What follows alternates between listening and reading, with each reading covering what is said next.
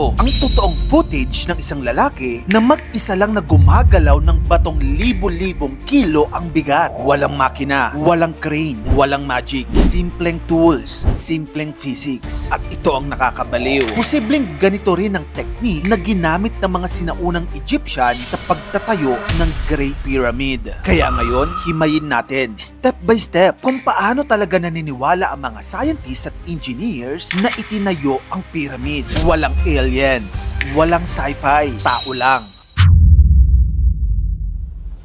Para maitayo ang Great Pyramid, kinailangan nilang maglipat ng mahigit 2 milyong bato. Ang good news, karamihan sa limestone galing lang sa quarry katabi mismo ng site. Ang bad news, ang malalaking granite blocks, ang iba kasing bigat ng isang truck at galing pa yan sa Aswan. Halos 500 miles ang layo. So, mapapatanong ka na lang talaga, paano nila binuhat yung mga bato? Ayon sa mga scientists, pinalutang nila ang mga bato sa Nile River gamit ang malalaking wooden boats. Lalo na kapag flood season. Ang mas mind-blowing, may natagpo ang ancient journal ng isang Egyptian official na ang pangalan ay Merer na nagdokumento mismo ng transportasyon ng mga bato papunta sa pyramid site. Ibig sabihin, may resibo, bilang haka-haka o chismis.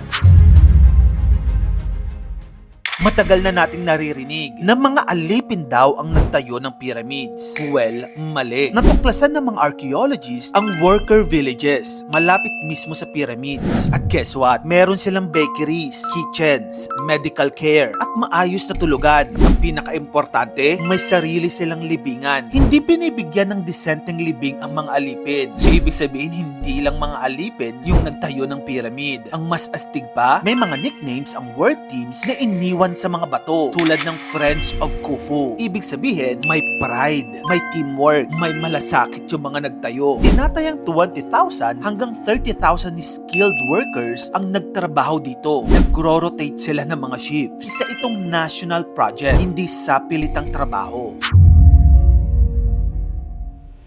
Pagdating sa Giza, kailangan pang ilipat ang mga bato sa buhangin. Walang gulong, hindi pa kasi usong gulong nun. Ang ginamit nila, malalaking wooden sleds. At ito ang genius move. Binabasa nila ang buhangin sa harap ng sled. Bakit? Dahil ang basang buhangin ay mas dikit at mas madaling hilahin. Modern experiments show na halos kalahati ang nababawas sa resistance. Kaya opo, kayang hilain ng tao ang sobrang bigat na bato kung alam mo ang tamang trick.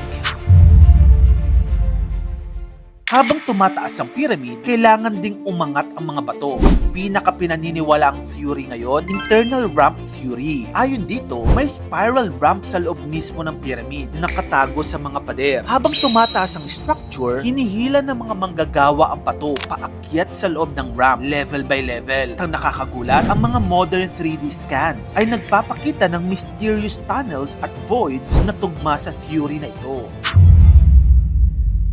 Hanggang ngayon, namamangha pa rin ang mga engineers sa sobrang precision ng Great Pyramid. Pero matapos ang lahat ng pag-aaral, isang bagay ang malinaw. Ang tunay na himala ay hindi aliens, hindi secret technology. Ito ay mga tao na may teamwork, talino, diskarte at simpleng tools na nakagawa ng istrukturang nakatayo pa rin hanggang ngayon. Ang Great Pyramid ay hindi patunay na imposible. Ito ay patunay kung ano ang kayang gawin ng tao kapag may determinasyon. Kung gusto mo pa na mag-get pang insightful contents, dito lang yun sa channel ko kaya follow ka na. Mag-subscribe ka na rin sa aking bagong YouTube channel. Yun lang, maraming salamat sa panonood mga kamagkano.